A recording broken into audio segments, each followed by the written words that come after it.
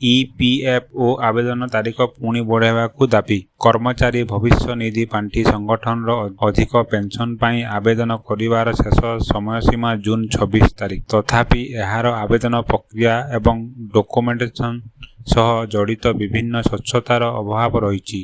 ଏଥିରେ ଆବେଦନକାରୀ ଅନେକ ସମସ୍ୟାର ସମ୍ମୁଖୀନ ହେଉଛନ୍ତି। ଏହା ସହ ଜଡ଼ିତ ଅନେକ ପ୍ରଶ୍ନ ଅଛି, ଯାହାର ସ୍ପଷ୍ଟ ଉତ୍ତର ଏପର୍ଯ୍ୟନ୍ତ କର୍ମଚାରୀ ଭବିଷ୍ୟନିଧି ପାଣ୍ଠି ସଂଗଠନରୁ ଗ୍ରହଣ କରାଯାଇନାହିଁ। ତେଣୁ କର୍ମଚାରୀଙ୍କ ମଧ୍ୟରେ ଏବେ ବି ଇପିଏଫ୍ର ଅଧିକ ପେନ୍ସନ୍ ନେଇ ଦ୍ୱନ୍ଦ୍ୱ ରହିଛି। ଏଭଳି ପରିସ୍ଥିତି ଅଧିକ ପେନ୍ସନ୍ ଆବେଦନ ନିମନ୍ତେ ଶେଷ ତାରିଖ ବୃଦ୍ଧି କରିବାକୁ ଇପିଏଫ୍ଓ ଉପରେ ଚାପ ପଡ଼ୁଛି।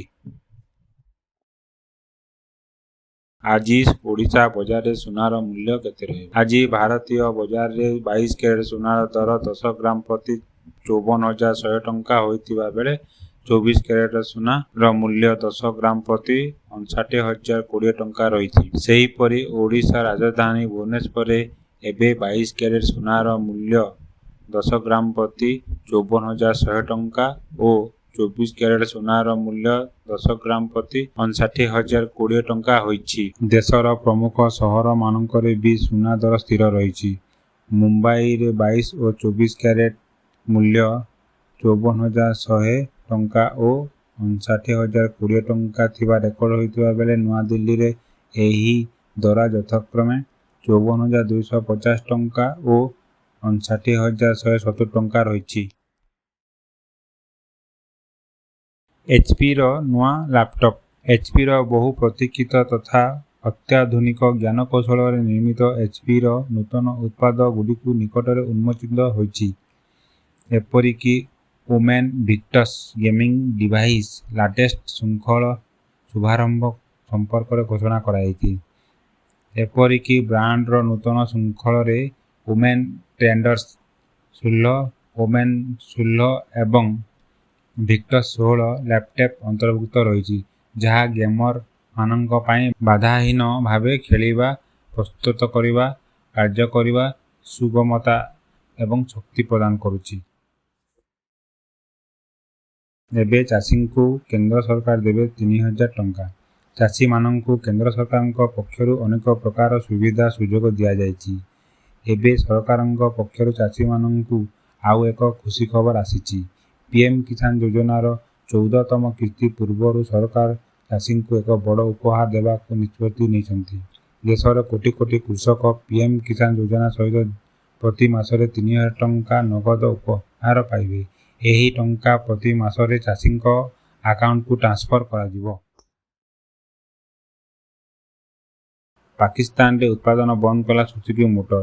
ପାକିସ୍ତାନରେ ଆମଦାନୀ ପ୍ରତିବନ୍ଧକକୁ ଦର୍ଶାଇ ସୁଜୁକି ମୋଟର କମ୍ପାନୀ ଲିମିଟେଡ୍ ଏହାର କାର୍ ଓ ବାଇକ୍ ପ୍ଲାଣ୍ଟକୁ ଜୁନ୍ 22ରୁ ଜୁଲାଇ 8 ପର୍ଯ୍ୟନ୍ତ ବନ୍ଦ ରଖିବାକୁ ନିଷ୍ପତ୍ତି ନେଇଛି। ପାକିସ୍ତାନୀ ଷ୍ଟକ୍ ଏକ୍ସଚେଞ୍ଜକୁ ଦେଇଥିବା ବିବୃତ୍ତିରେ କମ୍ପାନୀ କହିଛି ଯେ ସେୟାର ଓ ଆନୁଷ୍ଠାନିକ ସାମଗ୍ରୀର ଅଭାବ ଯୋଗୁଁ ଏହି ନିଷ୍ପତ୍ତି ନିଆଯାଇଛି। କିଛି ଦିନ ତଳେ ଲଗାତାର 75 ଦିନ ବନ୍ଦ ଥିବା ୟୁନିଟ୍କୁ ସୁଜୁକି ପୁଣି ଆରମ୍ଭ କରିଥିଲା, କିନ୍ତୁ ବର୍ତ୍ତମାନ ସୁଜୁକି ମୋଟର ଦ୍ୱାରା କାରଖାନା ପୁଣି ବନ୍ଦ କରାଯାଇଛି। ଭାରତରେ ଡୁକାଟିର 70 ଲକ୍ଷର ବାଇକ୍।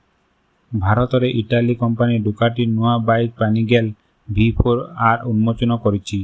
ଏହାର ଏକ୍ସ-ଶୋରୁମ୍ ମୂଲ୍ୟ 69.90 ଲକ୍ଷ ଟଙ୍କା ରହିଛି। ଇଟାଲୀରେ ନିର୍ମାଣ ହୋଇ ଭାରତକୁ ସିଧାସଳଖ ଆମଦାନୀ ହେଉଥିବା ଏହି ବାଇକ୍ ନୂଆଦିଲ୍ଲୀ, ମୁମ୍ବାଇ, ପୁନେ, ବେଙ୍ଗାଲୁରୁ, ଚେନ୍ନାଇ, ହାଇଦ୍ରାବାଦ, କୋଚି, ଚଣ୍ଡିଗଡ଼, ଆହ୍ମଦାବାଦ ଏବଂ କୋଲକାତା ଭଳି ପ୍ରମୁଖ ସହରରେ ଉପଲବ୍ଧ ହେବ। 998 ସିସି ବିଶିଷ୍ଟ ଇଞ୍ଜିନ୍ ଲାଗିଥିବା ଜଣାପଡ଼ିଛି। ଏବେ ନାଗରିକଙ୍କୁ ମିଳିବ ଇ-ପାସପୋର୍ଟ। ଦେଶରେ ଶୀଘ୍ର ପାସପୋର୍ଟ ସେବା କାର୍ଯ୍ୟକ୍ରମର ଦ୍ୱିତୀୟ ପର୍ଯ୍ୟାୟ ଆରମ୍ଭ ହେବ।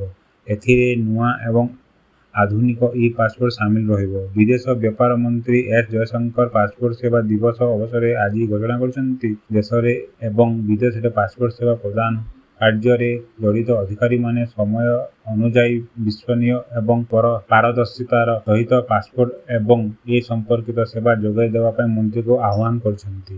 ଦେଶରେ ଶୀଘ୍ର ପାସପୋର୍ଟ ସେବା କାର୍ଯ୍ୟକ୍ରମର ଦ୍ୱିତୀୟ ଭର୍ସନ ଆରମ୍ଭ ହେବ ବୋଲି ସେ କହିଛନ୍ତି। ରାମ ଭକ୍ତଙ୍କ ପାଇଁ ଆଇଆରସିଟିସିର ଉପହାର। ରାମ ଭକ୍ତଙ୍କ ପାଇଁ ଏକ ଖୁସି ଖବର। ଭାରତୀୟ ରେଳବାଇର ଏକ ଉଦ୍ୟୋଗ ଭାରତୀୟ ରେଳ catering and tourism corporation IRCTC Ram ଭକ୍ତଙ୍କ ପାଇଁ ଏକ ସ୍ୱତନ୍ତ୍ର ପ୍ୟାକେଜ ଆଣିଛି। ଏହି ଯାତ୍ରାରେ ଆପଣ ପ୍ରଭୁ ରାମଙ୍କ ସହ ଜଡ଼ିତ ଅଯୋଧ୍ୟା, ନନ୍ଦୀଗ୍ରାମ, ବାରାଣସୀ, ପ୍ରୟାଗ, ସିଂଘଭରପୁର, ଚିତ୍ରକୂଟ ଏବଂ ଜବଲପୁର ଏହି ସବୁ ସ୍ଥାନ ପରିଦର୍ଶନ କରିବାର ସୁଯୋଗ ପାଇବେ।